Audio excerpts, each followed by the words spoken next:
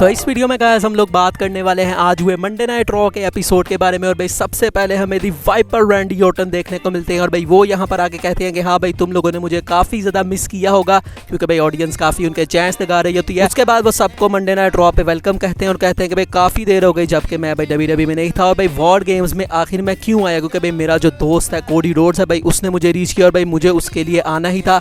और उसके अलावा एक और भी वजह है भाई, वो वजह है ब्लड लाइन। तो उन्होंने कहा जब मैं गया था तो भाई ब्लड लाइन वो फैक्शन थी जिसने मुझे भाई बाहर किया था, तो अब भाई उसका एक एक मेंबर उन सबको मैं यहाँ पर the greatest move in all of sports entertainment RKO लगाने आया हूँ। और तभी दोस्तों रिया रिप्ली आ जाती है और रिया रिप्ली सबसे पहले उनको वेलकम बैक करती हैं और उसके अलावा वो कहते हैं कि भाई ये तुम क्या बन गए हो, मतलब तुम इस तरह के तो रैंडी ऑर्टन भाई कभी भी नहीं थे कि भाई वही दुश्मन जिसने तुम्हें बाहर किया है तुम उसी की मदद कर रहे हो, उसी की टीम के अंदर तुम हो।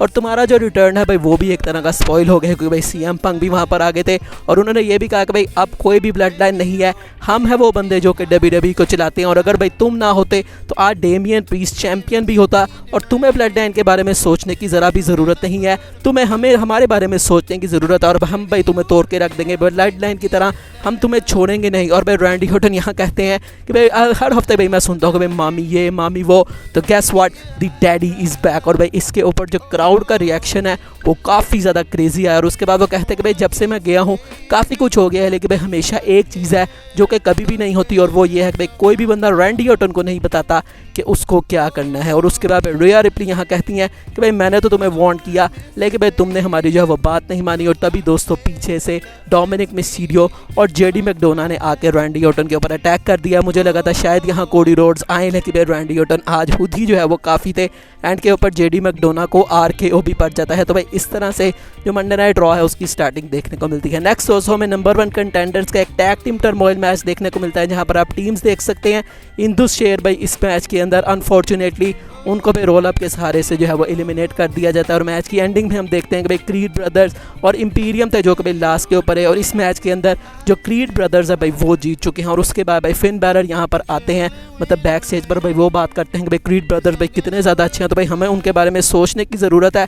और भाई जो डेमियन प्रीस्ट हैं वो तो भाई अपने ही ख्यालों में खोए हैं और वो एकदम से कहते हैं कि अच्छा भाई अभी तुम लोग मुझे ब्लेम करोगे कि हाँ भाई मैं लीड कर रहा था वॉर गेम्स में, लेकिन भाई हम जो है वो उस मैच को हार गए, तो ठीक है भाई सब अपना जो गुस्सा है वो हमारे ऊपर निकाल सकते हो, क्योंकि भाई हाँ भाई हम जो है वो मैच को हार गए। लेकिन भाई सब यहाँ पर कहते हैं कि हम भाई अभी भी चैंपियंस हैं और भाई क्या था सिर्फ एक लॉस ही तो थी वॉर गेम्स के अंदर, तो भाई कुछ भी नहीं होता, हम लोग एक फैमिली और भाई फैमिली के अंदर इस तरह की चीज़ें हो जाती हैं। अगर भाई हम एक मैच हार गए तो भाई उससे कोई भी फ़र्क नहीं पड़ता। तो डेमियन कहते हैं कि अच्छा भाई वाकई में क्या तुम लोग भाई मेरे साथ ठीक हो, तो भाई सब कहते हैं कि हाँ भाई डेमियन तुम्हें ज़्यादा टेंशन लेने की ज़रूरत नहीं है, हम भाई अभी भी जजमेंट डे हैं और हम अभी भी WWE को रन करते हैं। उसके बाद दोस्तों हमें दी अमेरिकन नाइटमेयर कोडी रोड्स देखने को मिलते हैं। और भाई कोडी रोड्स आज यहाँ पर क्या करने आए, तो भाई वो सबसे पहले भाई जॉन सीना की तरह मतलब कोडी रोड भाई आज कलेक्ट करते हैं, जिस तरह जॉन सीना आके हर चीज़ के बारे में बात करते हैं जो भी WWE के अंदर हो रही है, तो भाई कोडी रोड भी वही करते हैं। वो कहते हैं काफ़ी स्टोरीज हैं जो कि भाई इस हफ्ते के अंदर आ रही हैं वॉर गेम्स, भाई सब मेंबर जो भी भाई उनके साथ हैं उनको वो थैंक करते हैं, स्पेशली रैंडी ऑर्टन को वो थैंक करते हैं। वो कहते हैं कि भाई उसने मुझे पहले भी बहुत ज़्यादा मोमेंट्स दिए हुए हैं, मेमोरीज दी हुई हैं,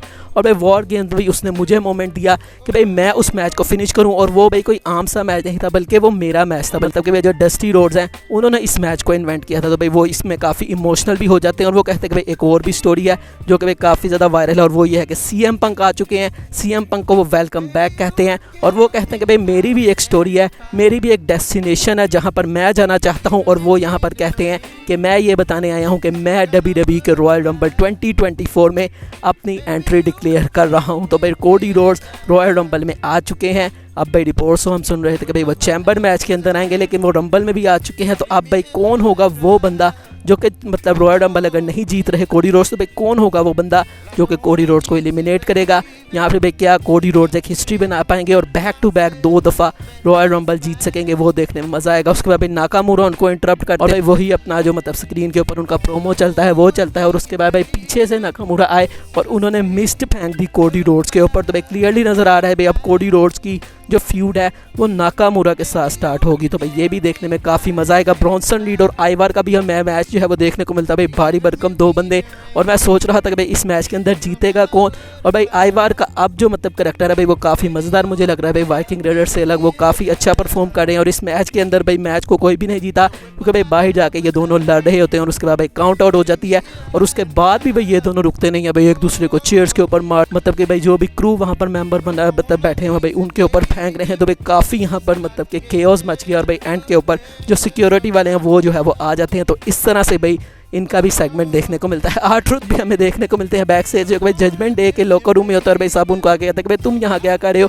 और R-Truth कहते हैं कि अच्छा भाई तुम्हें वॉर गेम्स के लिए 5th मेंबर की जो है वो ज़रूरत है, तो मैं वो मेंबर बनना चाहूँगा। और उसके बाद वो सब कहते हैं कि भाई वॉर गेम्स से जो है वो जा चुकी है। तो इस तरह से भाई ये भी एक फ़नी सेगमेंट था जो कि हमें देखने को मिलता है। मिस भी हमें बैक से गुंथर से फेस ऑफ करते हुए दिखाई देते हैं और वो फिर से एक मैच की डिमांड कर रहे हैं। अभी फिलहाल में गुंथर ने मैच तो नहीं दिया, लेकिन क्लियरली नजर आ रहा है कि भाई फिर से इनका मैच होने वाला है। उसके बाद सेथ फ्रिकिन रॉलिंस हमें देखने को मिलता है। भाई जैसे ही सेथ रॉलिंस आए पहले उनके चैंट्स लगे और उसके बाद CM पंक के चैंट्स लगने लगे। और भाई सेथ यहाँ पर कहते हैं कि भाई उस हिपोक्रेट के चैंट जो है वो तुम्हें लगाने की कोई भी ज़रूरत नहीं है, मैं उसके बारे में कोई भी बात नहीं करना चाहूँगा। वो भगोड़ा है भाई, वो WWE से भाग गया, मैं उस बारे में बात करूँगा जो कि ज़्यादा इंपॉर्टेंट है। और वो यहाँ पर अपने टाइटल की बात कर रहे थे और वो कहते हैं कि भाई वॉर गेम में वैसे भी मैंने कम्पीट किया तो मैं कोई अच्छा तो फील नहीं कर रहा।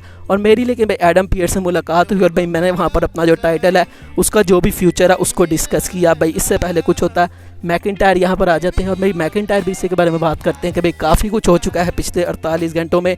और वो यहाँ पर सेथ रॉलिंस को कंग्रेचुलेट करते हैं कि भाई तुमने मुझे वॉर गेम्स के अंदर हरा दिया। और वो कहते हैं कि भाई जजमेंट डे के पास प्लान तो था कि भाई हम किस तरह से मैच को जीते, लेकिन भाई वो प्लान एग्जीक्यूट नहीं हो पाया। और भाई मुझे जे उसो भी नहीं मिला जिस तरह से मुझे चाहिए था वो। और मुझे पता है भाई तुमने जो क्राउन जूल है उससे पहले मुझे क्या कहा था कि भाई अगर तुम्हें मैंने हरा दिया, तो सेथ कहते हैं हाँ भाई मैंने तुम्हें कहा था कि अगर तुम हार गए तो भाई वो सारा कुछ जो ब्लेम है वो तुम्हारे ऊपर होगा। तो ड्रू कहते हैं कि हाँ भाई मैंने अपनी पूरी कोशिश की, मैंने तुम्हें क्लेम और भी लगाने की कोशिश की, लेकिन तुमने मुझे थप्पड़ मारा और भाई वो थप्पड़ मैं डिज़र्व करता था।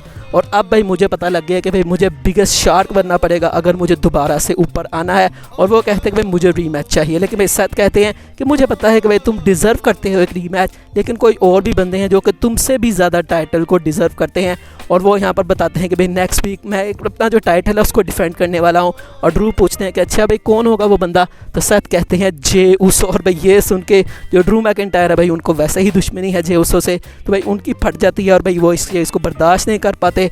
ग्लैस्को किस लगाई उन्होंने सेथ रॉलिंस को, भाई उनके अपने जो माथे हैं उसमें से खून भी निकलने लग जाता है। तो भाई यहाँ से आप अंदाज़ा लगाएं कितनी भाई भयानक उनको मतलब कि जो ग्लैस्को किस है वो उन्होंने लगाई है। तो भाई ये चीज़ काफ़ी मज़ेदार है। भाई जो ड्रू मैकिंटायर का करैक्टर है वो मुझे काफ़ी पसंद आ रहा है। भाई बैक स्टेज के ऊपर जब ये जाते हैं तो भाई यहाँ पर जो सैमी ज़ेन है वो भी आते हैं और वो उनको एक तरह का समझा रहे होते हैं कि भाई तुम ये तो नहीं थे, तुम इससे काफ़ी बेहतर हो।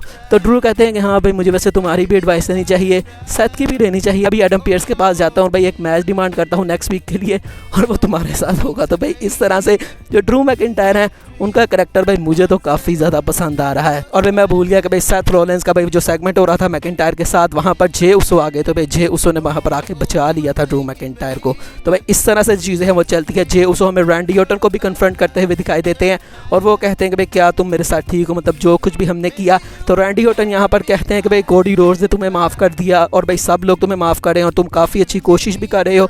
और तुम क्योंकि अभी भी ब्लड लाइन के साथ नहीं हो, तो जब तक तुम ब्लड लाइन के साथ नहीं हो तो भाई मेरे और तुम्हारे दरमियान कोई भी डिफरेंस नहीं है, तो भाई हम कूल हैं। उसके बाद रैंडी ऑर्टन का मैच भी था डोमिनिक मिस्टीरियो के साथ और भाई इसके अंदर क्या ही चीज़ थी, रैंडी ऑर्टन ने इस मैच के अंदर इजीली डोमिनिक मिस्टीरियो को हरा दिया। अब बात करते हैं शो के मेन इवेंट की, जहां पर आने वाले थे the best in the world CM पंक। और भाई CM पंक का सबसे पहले थीम सॉन्ग प्ले होता है और रिएक्शन हमें पता ही है कि भाई किस तरह का रिएक्शन आना था। भाई बहुत ही मज़ेदार रिएक्शन यहाँ पर आया और भाई वो यहाँ पर कहते हैं कि भाई हेल फ्रोज ओवर हुई है, मतलब इतना कुछ भाई हो रहा है। भाई ये चीज़ हो गई है जो कि किसी ने एक्सपेक्ट नहीं की थी कि CM पंक हमें कभी WWE में भी देखने को मिलेगा। और वो कहते हैं कि भाई सैटरडे को मेरी करियर की हाईलाइट थी और उन्होंने कहा कि भाई अब मेरे पास 2 ही अल्फाज हैं कि जिसकी मतलब इस पूरी सिचुएशन को मैं भाई किस तरह से जो है वो एड्रेस करूं।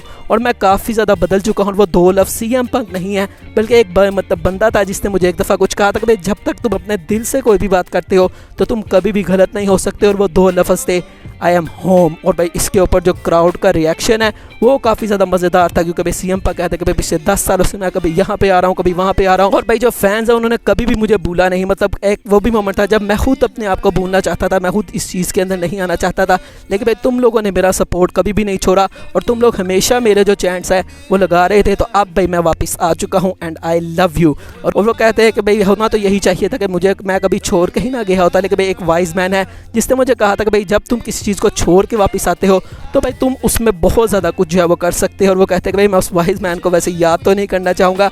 और उसके बाद वो कहते हैं कि भाई सब लोग काफ़ी ज़्यादा खुश है, काफ़ी अच्छा रिएक्शन है बैक स्टेज के ऊपर, सब बहुत ज़्यादा खुश है। हाँ कुछ लोग ऐसे हैं जो कि भाई मेरे आने से ज़रा सा भी खुश नहीं है। और भाई मैं बेस्ट इन द वर्ल्ड के लिए हमेशा फ़ाइट करता था, मैं हमेशा कहता था, लेकिन जब मैं नहीं था तो काफ़ी लोग हैं जिन्होंने बेस्ट इन द वर्ल्ड बनने की कोशिश की रिंग के अंदर, इवन के कमेंट्री टेबल के ऊपर भी, लेकिन भाई उनकी जो एफर्ट्स है रिंग के अंदर या कमेंट्री के अंदर वो इतनी बेस्ट नहीं थी। And there is only one best in the world and his name is, और फिर ऑडियंस कहती है सीएम पंक। तो भाई इस तरह से जो मंडे नाइट रॉ है उसकी हमें एंडिंग देखने को मिलती है। तो भाई अभी जो सीएम पंक है उनका बताया नहीं गया कि भाई कौन उनका अपोनेंट होगा, लेकिन जो भी होगा भाई देखने में काफ़ी मज़ा आएगा। अब क्या वो रॉयल रंबल के अंदर आएंगे वो भी देखने में भाई काफ़ी मज़ा आएगा। बाकी आज की वीडियो यही तक थी, अच्छी लगी हो तो लाइक कीजिएगा, चैनल को सब्सक्राइब कीजिएगा। मिलेंगे नेक्स्ट वीडियो में, तब तक के लिए अल्लाह हाफिज़।